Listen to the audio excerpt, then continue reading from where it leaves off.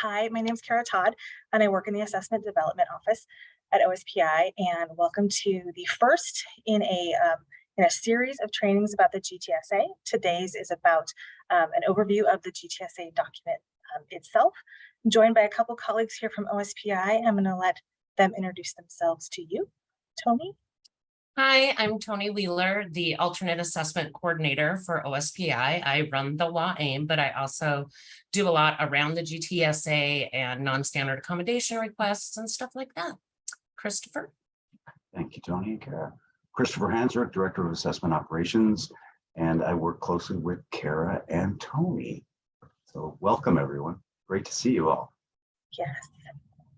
So we are going to turn off our cameras, and that helps recording and everything. And Tony and Christopher are going to keep an eye on the chat and the Q&A. If you have questions for us that you want us to answer in our question section at the end of our time, please put those in the Q&A. And we're just going to get started. Before we go too far, I am speaking today from the OSPI building. And so I would like to acknowledge the Indigenous people who have stewarded this land since time immemorial and who still inhabit the area today, the State Chess Band of Indigenous people of the Squaxin Island tribe. If you would like to share with us about the land you are joining from today, please, we invite you to put that in the chat. And I'll give you a moment to do so.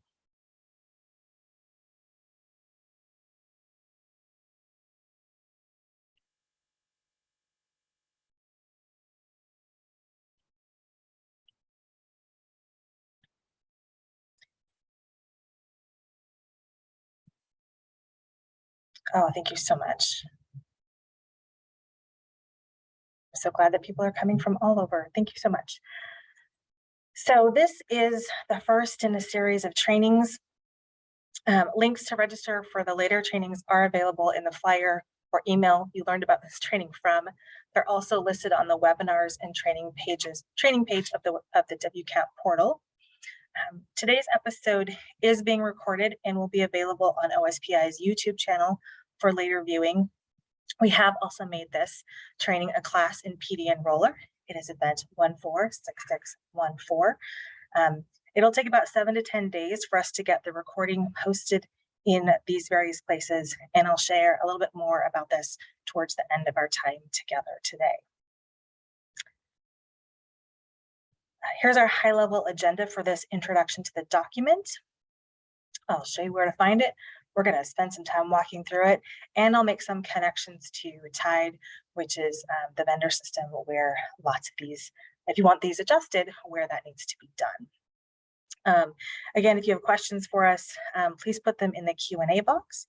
We may not have time to answer them all today, but we will publish an FAQ document for this presentation. The document will be posted in the WCAP portal along with links to the YouTube video, again in 7 to 10 days after this presentation. So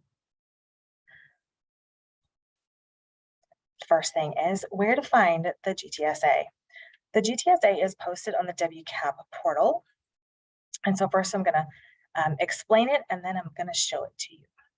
So the WCAP portal is at this URL here on your screen, the waportal.cambiumass.com. And when you get to the first screen, you will pick a test. And then after you pick that test, you will pick a task card named with the name of the test and then accessibility supports. And then when you get to the new page, you'll scroll down to the associated resources and then select the user guides and manuals tab, and the guidelines on tools, supports, and accommodations for state assessments is right there on the screen at the top of the list. And so I am going to go to the portal, and this is the WCAP portal, and the 3 tests are here in the middle of the interims. The summatives for math and ELA, and then the science test. I'm going to pick the science test for fun. And over here, the task that says WCAS accessibility supports. Okay, I'm going to back up. So back here on the home, let's pick another one. The Smarter Balance test So the interim resources, no, interim accessibility supports. And then you scroll down, oh, right here is where you can find the flyer about the training series. And when it's all posted and done, it'll be over here on the trainings tab. But the GTSA is this document right here. And when you click on this, it will download for you. So I am going to go back to the portal and go to another version of the document that I have saved for us.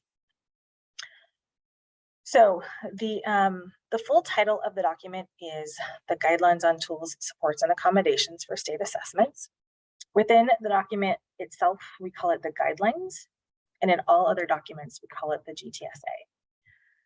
This is a primary document to support district and school staff as they evaluate the needs of students and determine the most appropriate test settings for annual statewide assessments.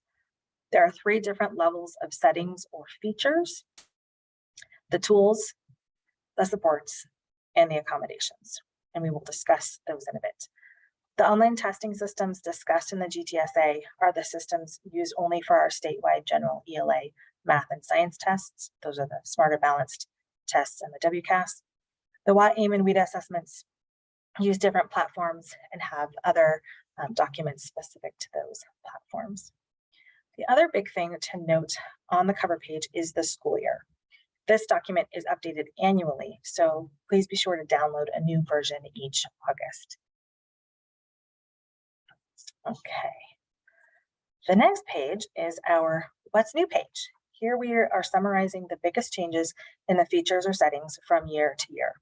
We always put the current school year on top and have the previous 2 years listed below.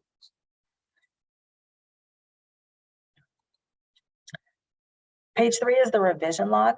Sometimes we find errors in the document or we need to clarify something about a new feature, so we must update the document. Check back mid-year, like in February, for any modifications. All the modifications to the document will be listed here. And if we update it before February, district assessment coordinators are notified about that through our monthly webinars and weekly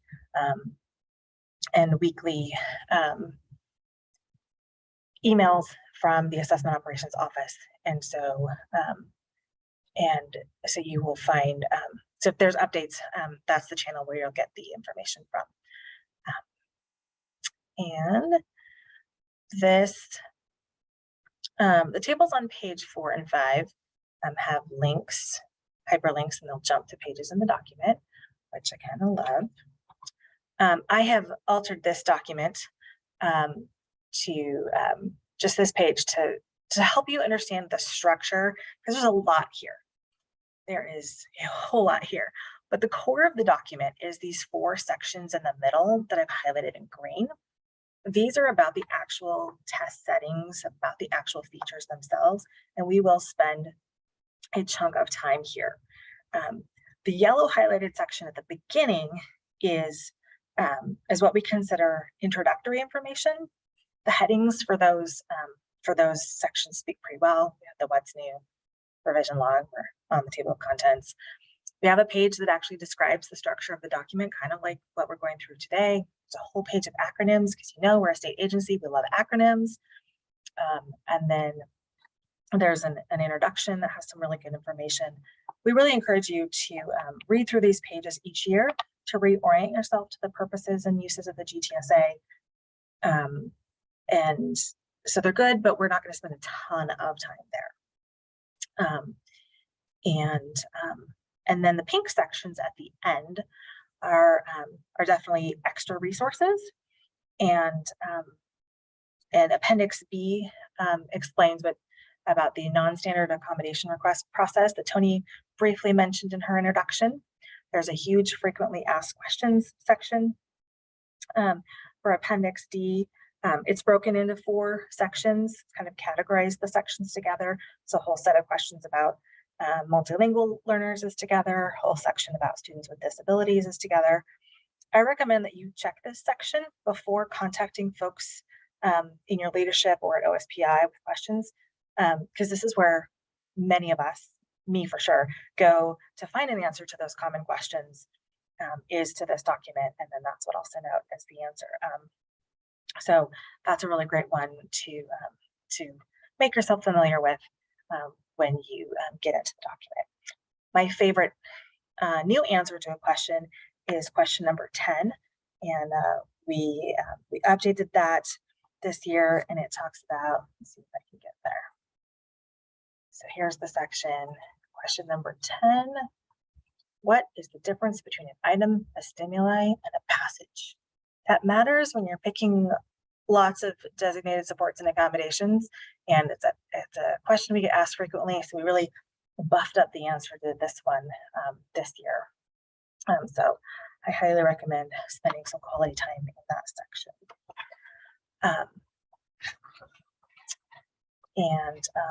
And thank you, Tony, for clarifying in the chat that yes, the GTSA covers ELA, math, and science.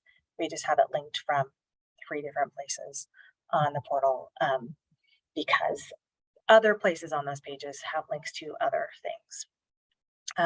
So the most important part of the document is actually the conceptual model here on page 10. And I'm going to ask Tony to talk here a bit about what this lovely conceptual model tells you.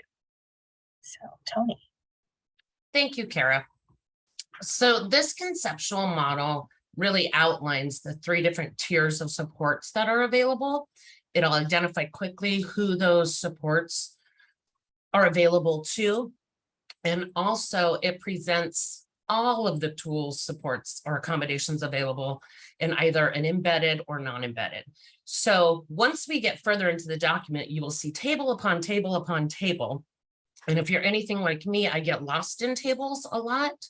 So this is a great place to start if you have questions about what's available, if you have questions about whether or not it's embedded or non-embedded, about where you might be able to accurately locate it within this document. So the blue frame here is our universal tools, which are available to any student. They're automatically built in, and it really is the student autonomy to decide if they want to use it or not. The next level becomes designated supports. So these are available for some students. So this is defined further in the document, but really it's for a student who has an identified need that might need some of these supports. And then tier 3, this yellow band, is really for those students with disabilities who have an accessibility need documented in either their IEP or 504 plan. On the left side of this, you will see embedded. So that means those are the supports, tools, or accommodations that are automatically built into the test delivery platform. And as far as what needs to be done to prep for that, embedded, designated supports and accommodations, somebody needs to turn on. Non-embedded, they're not built into the test delivery system. And I like to define these as somebody's got to bring something to the test setting. So a couple examples of that is I think of our text to speech, which you can see there in tier 2 designated support as embedded. But if we go over to the non-embedded side, we would see read aloud. So text to speech embedded, there's a button that your DAC or school coordinator will turn on for the student, and then it'll be available in the testing platform. The non-embedded version of that support would be a human reader, which means somebody's got to bring somebody to the test setting to read the test content to the student. Kara, is now a good time to talk about who makes these decisions around designated supports, or will we get to that when we get to the tables? I think this would be a great time for that, Tony. Okay, so as far as who makes the decisions around this designated support, because I do think, like you guys, universal tools is pretty clear. The student's going to choose to use or not use these things. Accommodations, these are things that a student's IEP or 504 team has already determined the student needs. Designated supports is that squishy area. It is defined as a student with a need as identified by an educator familiar with the student. So we would typically think this to be maybe their general education classroom teacher or a classroom teacher, maybe some sort of support service person, someone in the MTSS sphere that works with the student.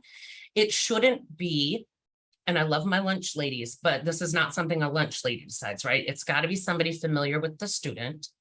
And I would also say this is a great place where the student should be involved in that as well. So having those conversations with the student, what are they using in the classroom that they have access to, and what might the student feel they need to be successful or have better access to the content on the state assessment. Kara, Todd, is there anything else you would like to address about this conceptual framework?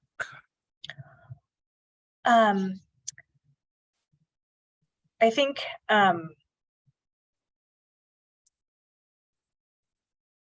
yeah, I think a couple of things. The conversation about a designated support, we'd really like it to be a team decision.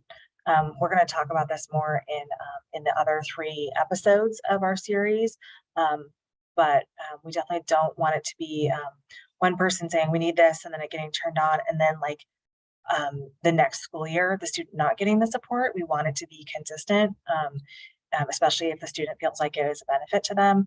And so we're going to, in this, especially our next episode, which is about the universal tools and designated supports, we'll get in a little bit more into some suggestions for how to work with other educators, how to work with the student and their family, so that everybody's on board, and so there's some kind of documentation, so that that if a student, the student decides, like, they're doing a practice test in November and they decide that they really like the streamlined test and that works really well for them, and then they have to move in March and they don't get that on the state assessment, like we want to avoid that from happening. And so we're going to give some suggestions to try to help make some consistency. Let's see. Since we're on this graphic, why do some of these supports with the same wording live in an embedded versus a non-embedded? So I'll look at like word prediction. Yep. We can see that in that yellow frame, that it is both listed under word prediction and under embedded and non-embedded. So what that would mean is embedded word prediction, somebody at the district level needs to turn that on. When a student sits down to test, it's going to be enabled and they can use it. A non-embedded word prediction would be same thing. They're using word prediction, but maybe, and this is where getting to know the tools, getting to know your students' comfort level with the embedded stuff might function differently than what they're used to. So with something like word prediction, you might have a student who uses something like Dragon Naturally Speaking in their day-to-day instruction, and that is a better support for them. So they could bring that into the test setting with them. So that would be an example of non-embedded word prediction.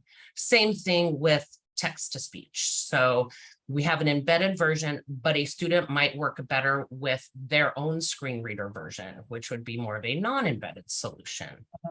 Yeah, and the same goes for speech to text. We have an embedded solution. We started having it 2 years ago, but there are students who used it non-embedded. So it was like another program. There is a setting in Tide that can enable the student to access another program when they have the secure browser on. And so if they're using a non-embedded speech to text or word or text to speech or word prediction, that setting would also be turned on. And I'll show you in the document, in those tables that Tony talked about, where that information would be told to you. And let's see a couple other questions in the chat. Do districts need to retain documentation year to year for designated supports? My answer is we would like to suggest it, but we are not requiring it. And Kara, I would like to point out one of the reasons why your district might think about that, especially if students are moving between schools, or if students move from like middle school to high school or elementary to middle school. Knowing what they have before might be a great starting place to see, one, what might they need for instruction in your classroom when you just got them, but also two, it becomes a base for where to start making these decisions for the next testing cycle. Yeah. The state does not require documentation of this. And then since we're here, I'll address do testing accommodations apply to multi-language kiddos, or is that just designated?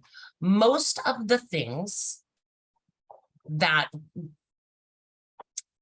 accommodations are reserved specifically for students with disabilities who haven't documented formally in an IEP or 504, which is why you'll find most of those supports that a multilingual learner would need in designated supports or in the universal tools. Additionally, if you have a student who has an IEP or 504, their support needs might be found not only in accommodations. You might find some of their support needs located in designated supports or universal tools. So it's just where they live for the sake of coding and this guide. Accommodations only available to students with disability who have an IEP or 504.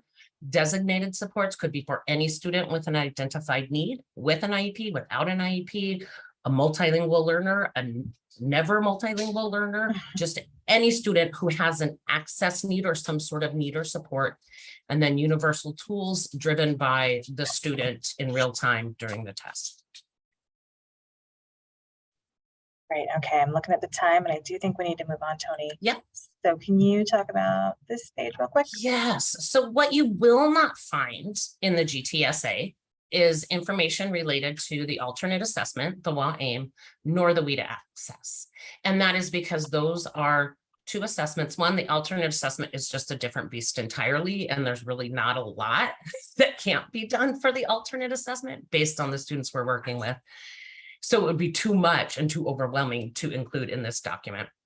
And then for WIDA, it's a different vendor and they have different policies and it's a different test, and we don't have much control over that. So those two resources you'll need to access separately outside of this document to see what is allowable and what is not allowable on those assessments. And this one. And this is what I love. This is one of my favorite graphics and one of my favorite resources. This is a 5-step decision-making process that was developed out of the Chief Council of State School Officers. It went through a heavy revision a few years back. And it really is, we want any decision, regardless of what category, universal tool, designated support, accommodation, whether it's embedded or non-embedded, we want any decision around supports a student needs to be part of a process. So it's not just one person making a decision that every student with purple hair needs to have text to speech, but that we go through, is this a need? What need is this addressing? What is available to address this need? Does the student, is this tool working for this student? That whole process of evaluation, deciding, making choices, trying it out, testing it out, then coming back to, did this work for the student? One of the things that we do know is we have a lot of, especially in that designated support area, a lot of supports assigned to kids that never get used. And so I just think of the cognitive load that would bring for any student, or tools that a student isn't familiar with, and how more complex navigating something like a state test becomes if you've been given text to speech, but you've never used text to speech. And so now you're trying to figure out how to use that. I liken it to, my son's a smart kid, but if I handed him a weed whacker, he would get frustrated before he could even plug it in because he doesn't have the experience of using it. It's not something he's familiar with. So just thinking through a process. This is a recommended process. It's a suggested process that you can use or take, but I really do believe that we need to have students and families as part of this conversation about what a student needs, and the student voice should be central to that. So this is in itself, this is just, again, a conceptual model, but the link in the GTSA will take you through these steps and actually has a ton more really great information within it. So this is just another resource available. Yeah, great. Thank you so much, Tony. Okay, so now we're going to get into the meat of it. The green section that I said is the bulk of the information. And so if you're the first time ever getting to this document, jump to page 13, get into these tables, like kind of leave the intro and the extra at the end, and just really concentrate your time here in these tables. So each section will start with an introduction, reminds you of what the definition of the tool is and who it's for, and whether or not it needs to be set and tied or not. And we'll get into a little bit of that. I'm going to go to the next screen. So this is the embedded universal tools table. So our first column here lists the name of the tool, and we have, for these, we have a lovely little snip of what the tool button looks like in the online test. And the second column tells which content area tests the tool is available in. Some are available for all 3 content areas, like this English glossary here for ELA, math, and science, and others may only be in 1 or 2. Usually, if it's in 1, it's in ELA, and if it's in 2, it's usually in math and science together. The third column contains a description of the tool or what the tool allows the student to do. If the tool is only in a very specific test, like it's only here available during the ELA performance task, it'll be in bold in this section. The fourth column tries to explain where the tool is available to the student. It's either available up in a toolbar or it's in what is called the context menu. Come to our next episode on September 22nd, and we'll show you how all of that works. And this column also tells you if the tool can be turned off and tied. There are some kids who might want to highlight everything all over the entire test, and that might take all of their time. And so you might choose to turn off the highlighter for that kid. But there's a few things that cannot be turned off. And then the last column points you to the practice and training tests or other resources like the keyboard commands for students here documents. So these link to other resources or other documents that can help you understand the tool, but also help the student learn about how to use the tool. So this table goes through page 16, and then we get to the non-embedded universal tools table. So the second part of each section has those. Apologize, my phone decided to ring.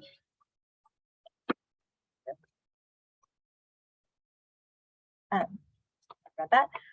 So the second table is the non-embedded universal tools table. The first column names the tools, and the second column tells you which content area has this tool available, and the third is a description of the tool. The most important thing to note on this page is this really super large section about scratch paper or graph paper. We have a lot to say about scratch paper and graph paper, mostly because people have asked us a lot of questions over the years. And so this section in the GTSA is the fullness of the policies surrounding scratch paper. There are other documents like the TA script of student directions that kind of summarize this, but this is the fullness of that. So you can get almost all your questions about scratch paper and graph paper on this page. Page 18 starts the designated supports. This has more to the introduction. We kind of talk a little bit more about the process, about choosing these. And the table in designated supports is different because of having to be set and tied. So the first 3 columns again have the name of the designated support, the content area or areas that the tool is available in, and then a description of what that tool does. And this is again the embedded section. And then Tony, would you explain what the recommendation for use column is helping people understand? Yeah, so over the years, we get a lot of questions, especially when we get into the designated support and accommodation areas where it says this is only available for X students. You might see this, like it might say, so for example, on masking, it says students with attention difficulties, print disabilities, visual impairments may benefit. It is important to remember the column header here is recommendation for use. It is not a rule. It is not a guideline. It is not policy. It is a recommendation. So when thinking about this tool or this accommodation, the support or accommodation, these are the students that might most benefit from it. but it definitely, there might be other students who could benefit from it. So if a student doesn't fit the definition or the language in the recommendation for use, it definitely does not mean that a student cannot have that provided for them. So just keep in mind the column header here is a recommendation for use, but again, not a strict policy or rule. Great, thank you. And then the tide setting information is over here in the last column. And I'm actually gonna go to tide to show you a little bit of this. I think we've got some time for that. So this tells you if you need to set it in tide or not, and then it gives you a tide label. Like the hybrid masking tool is under the tide label line reader. And the location, interestingly enough, is in the embedded universal tools. And this is because the way that the test delivery system, the student secure browser is built, that some tools are cousins to other tools, and they kind of have to live together within the system. And I'll show you how that works in just a second. And then it always shows what the default is, and then gives you what the available options are. So I'm going to go into Tide itself. So I'm going back here to the WCAP portal, and I'm back on that accessibility supports page I was on before, where the GTSA was sitting there and the user guides and manuals. I'm going to log in to Tide, and to do what I'm going to do, I'm going to go in as a state administrator. I have more access than anybody else, so you might see more things on this page than you would see. So I'm going to put in a SSID for a demo student. This is not a real student in Washington. Don't worry about it. I would not share that in a live webinar. So I just put in the SSID over there, and it's going to go. And it opens up this view edit student page. And again, I have a lot of information on this screen that lots of our users don't have.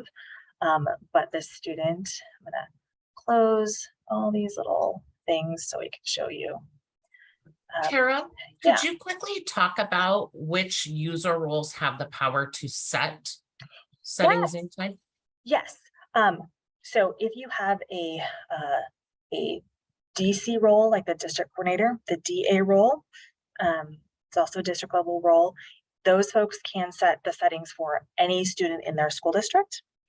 A school coordinator, an SC role, usually that's your test coordinator at your district, at your school. Sometimes a principal or a counselor will have those. And district policies sometimes allow special education folks to have those SC roles so that they can set these features for any student in their school. Teachers can, so those with the TA role can see these, but they cannot change them. And so when they go to something like this, it'll be kind of grayed out, so they can't click on anything.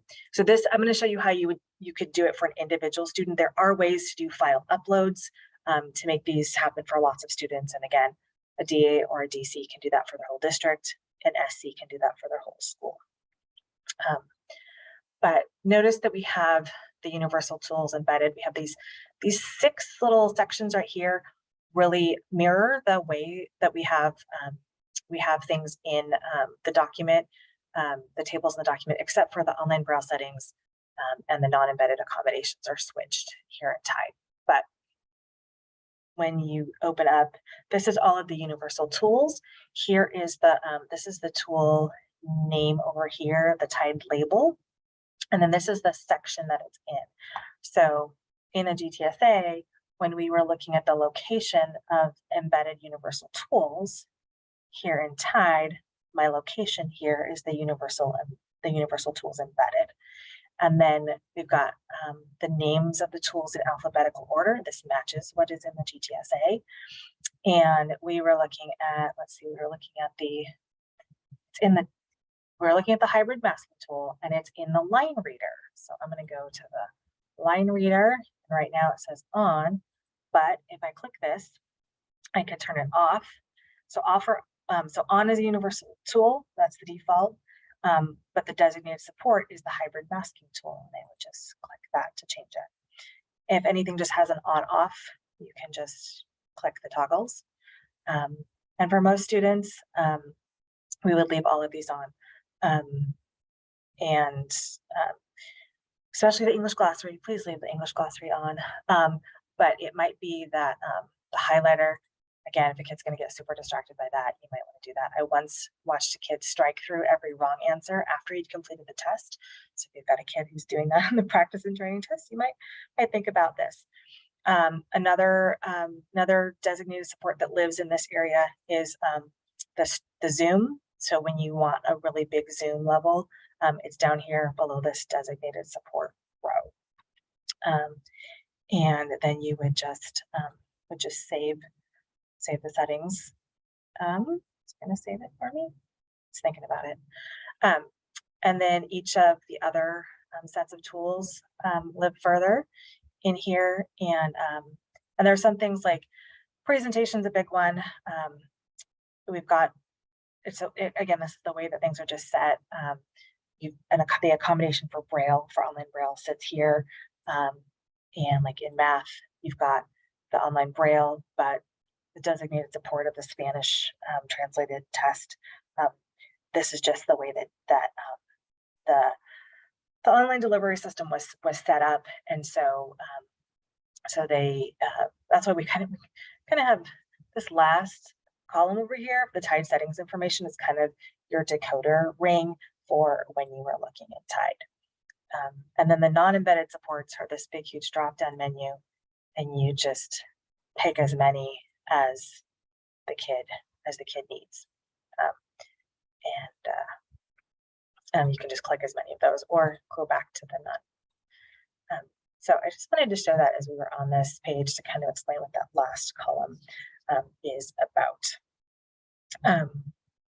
Okay, so I'm going to go through. So we went through those columns. This goes through table through 21. Then we get to the non-embedded designated supports, and it's got the same columns because we do set it in Tide. And it's kind of this dark gray. And then accommodations, we start a new section. Again, we remind you who the accommodations are for and about that it's got to be in an IEP or 504 plan. And it's got the same kind of columns because we still have to do things in Tide. It has links. So like if a student's going to have the ELA or math test in Braille, then there's some additional Braille settings. And so we've got some hyperlinks down to that. And let's see what else can we show here. Let's see. Oh, this is a great one. Let's talk about this here, Tony. We created last year two documents that are linked. There's a tryout print on demand and a tryout speech to text document that are actually linked in here. We created these as a way to actually try out the resource, the feature with the student, so that the student can try it out before you make a final decision about putting it in their plan. And so we've got links here within the document to do that.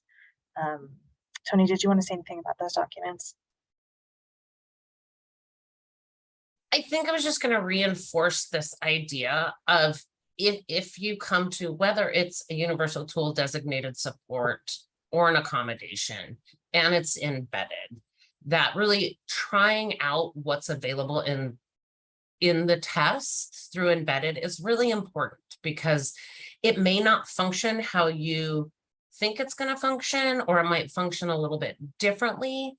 So I think I appreciate Kara's try out speech to text, try out print on demand, because I think those are two things that might not, I don't know how to say, but might not be as smooth as we would hope sometimes. So making sure that a student has practice with these tools, regardless of what it is or what level, and that we know how that functionality works is really important. So I really appreciate Kara building out some of these resources that walk people through. How do you try some of these things out? And I hope Kara will talk a little bit about the practice training tests, or where you could take students to try out some of these things if you're not sure if it's needed or if the student's going to want it. Yes, yeah, I can get to that in just a couple minutes, actually. So let me see. So then we finish the embedded accommodations. We get to the non-embedded accommodations table. And this is also where you will find like large test, like Braille test booklets, large print test booklets, scribe, Spanish print text, Spanish print test booklets, standard print test booklet. And let's see. And then we have the section about online Braille testing. And the tables here again show you where and tied those things need to be set. And that's the main part of the document. Those middle pages are really really the key thing that we would be the most important thing to read if you only have 20 minutes or an hour. You set aside some professional learning time for yourself. We do have a couple other things about in the documents. I'm going to go through those quickly, and then we'll get to some more questions. So over the years, people have asked for, we have, let's go back. We have the lovely thing on page 10. People have said this is great, and then the tables have so much information. It's like that's sometimes hard to communicate or remember. So we have had a couple different ways we've organized the features. We try to match the color scheme in the rest of the document.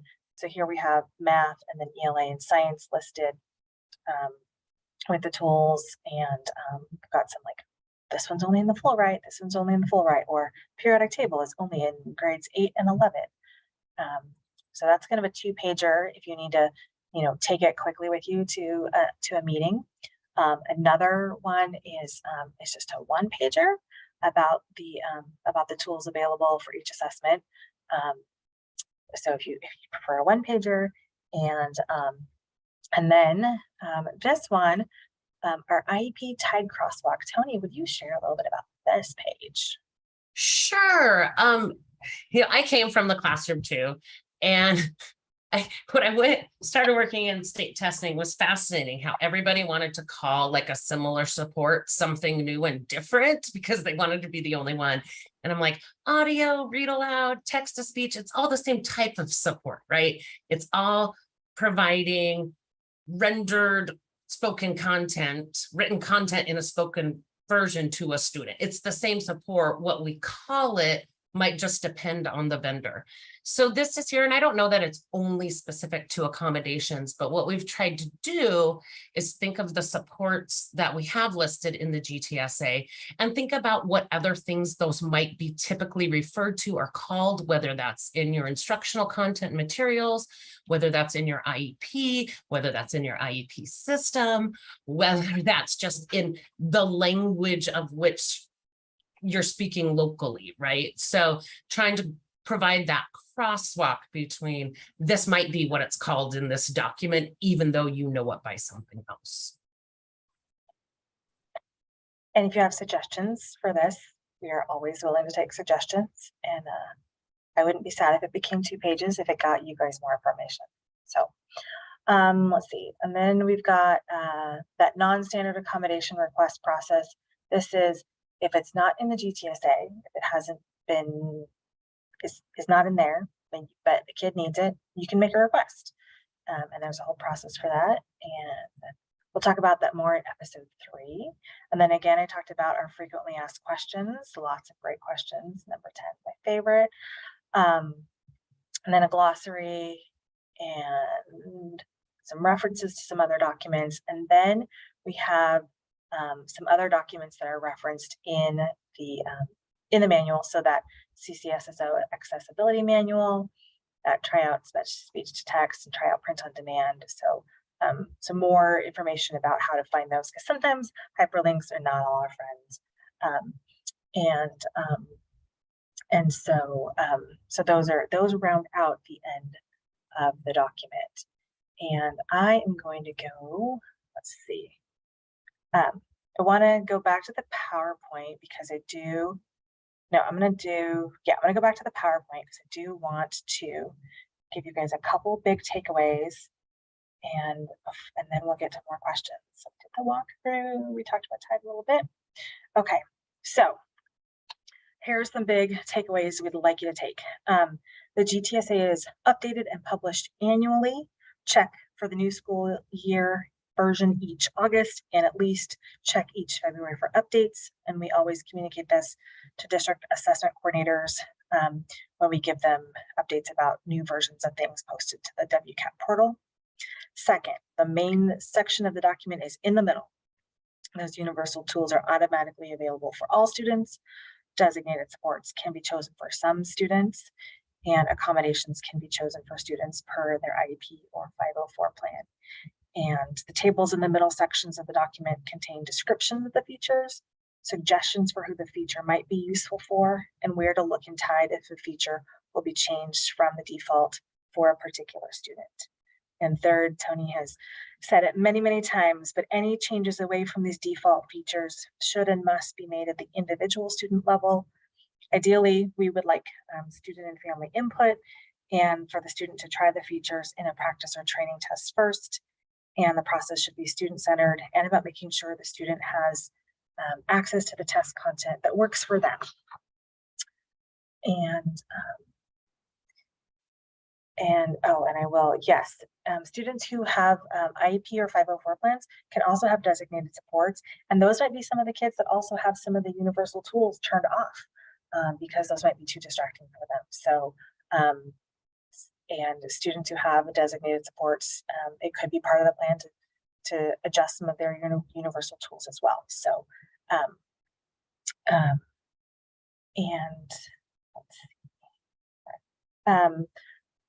please remember that there are 3 more trainings in this series, and we hope that you will join us for those.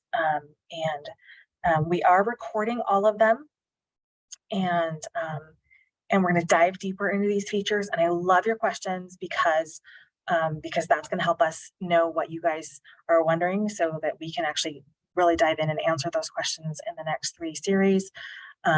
We'd love for classroom teachers to see these, for anybody who supports any of these students, anybody who works on IEP teams, anybody, like, we would just really want a really wide audience for this. So please, please share.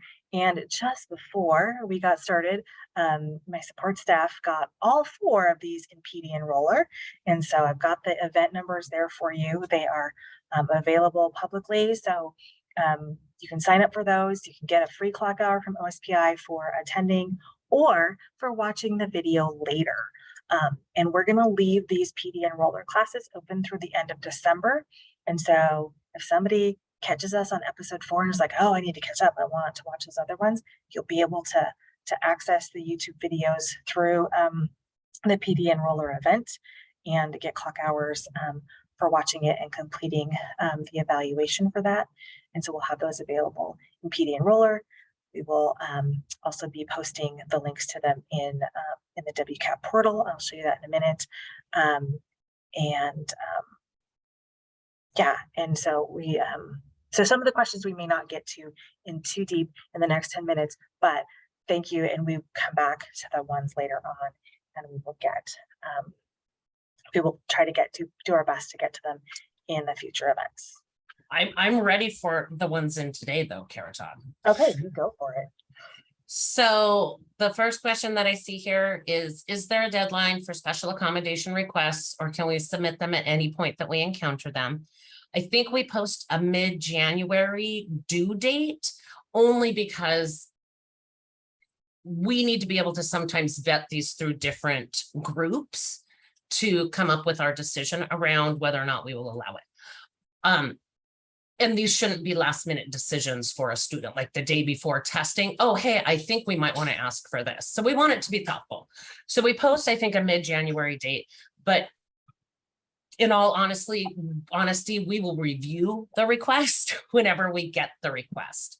But if everybody in the state waits until the day before testing, you might not get your answer before testing starts.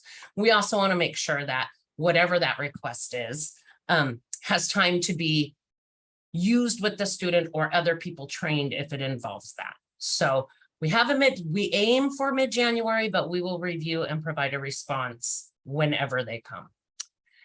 Designated supports can be applied for students who have an IEP and 504, correct? Yes. So the most restrictive supports are accommodations and are only for students with IEPs or 504s, but everything else outside of that is still available, right? Designated supports to any student with an identified need with or without an IEP. So a student with an IEP might have other needs that are probably going to be in their IEP, but may not. And so there's other things you can consider. An example of an accommodation that would require a request. Sure. I think our most common one now is a human translator of math content, because our math assessments are not supported in a ton of other languages. So we get some requests from some places asking for live human translators for math and science would be an example. Trying to think of other ones. A lot of times now we're getting to the point where something gets requested, but we found where actually it could live under a heading in our already published GTSA. So a lot of times we end up responding, we think this is considered under medical devices, right? So things like hearing aids or noise buffers used to be a big one, but fidgets, things like that. Yeah, and I do see a question about some resources about the Braille online test. And yes, I've got that on my list of things that we need some more resources about. I need to still need to learn a little bit more from our vendor about that, but I have that on my list as well. Let me think. There was a little earlier, there was a request for where are things? Okay, so let's go back to the home page of the portal, and I'm going to pick the summative tests, and I'll pick the accessibility supports task, and then the resources. Here, this is where I had logged into Tide. The user guided manual is where the GTSA is right here, and then notice we've got a lot of the documents here. Those read aloud guidelines, the scribing protocol are here. The general information tab has lots of other policies and like how to make that non-standard request, and some things about text to speech, some questionnaires, and those tryout documents. They're all sitting here in this area. Where the recordings are going to be posted is here in trainings. And so they'll be under this tab when we have them completed. So there will be a link to the YouTube recording, and also the Q&A document. We'll look through your questions and put together a Q&A document. So that's where those will be. And then for students wanting to do a practice and training test, or if you're wanting to take a kid through this, we're definitely going to talk about this more in the presentation on the September 22nd, but the practice and training tests are available right here. You just click on that. You're a guest user, you sign in, and you pick a test, pick a grade level, and pick a test.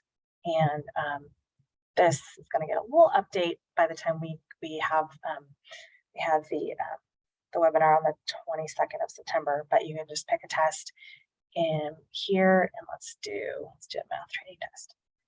And then all the tools that you can change here are on the screen here, and you could do anything. You can like change the contrast. See, I'll do it's a bigger contrast. You can change that so that you can see it. You can get it back to its black on white. If you zoom, it zooms for you, so you can see how big it zooms. So you can try lots of those things here. You can turn things off. You can turn on the hybrid masking tool. So you can do a lot here. There's only a few embedded accommodations that you actually have to be in the secure browser for. And that's why we have those accessibility supports. That's why we have the tryout speech to text and the tryout print on demand documents, because that walks you through how to go into is different than, yeah, so it has some different, a little more complex settings. And oh, so this Zoom test level, this changes the test level, the whole test.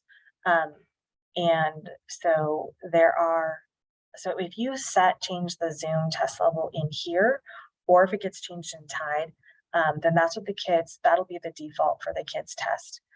When they get into the test, they'll still be able to use the magnification tool to go up and down from it, but the default will be one of these, whatever was set. So, and I will say, whenever you guys ask me a question, this is where I go to try it out and check it out before I answer you. And so I just want to empower you to go here and try it, and you can just keep going in here, and then you'll eventually actually get to the practice training test, and you can try out any of the tools. The tools up here. Let's see, there's my zoom in, and the context menu where other tools live, so you can try it out. So I want to empower you guys to go there yourselves and check it out with students. Oh, and the default view of the text is supposed to be 14 point. It is 16 point for the Braille test, but it's 14 point for Dana for everything on the tests. So we have 1 minute left. We've had great questions. So first, come to the webinars. Let me go back to those. Come to the other events in September and October. Bring your friends. Look for postings, for notices about the postings of the YouTubes. Actually, the best place to go is if you sign up in PD Enroller. The YouTube links will be in there, and your evaluation will be in there.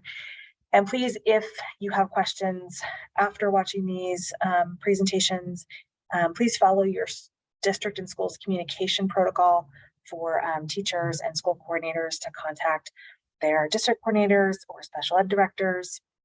And then those district coordinators and special ed directors can contact the following OSPI staff for questions. If you have suggestions for the next few webinars, Tony and I are taking those questions as well. And thank you so much for coming. And that is the end of our presentation.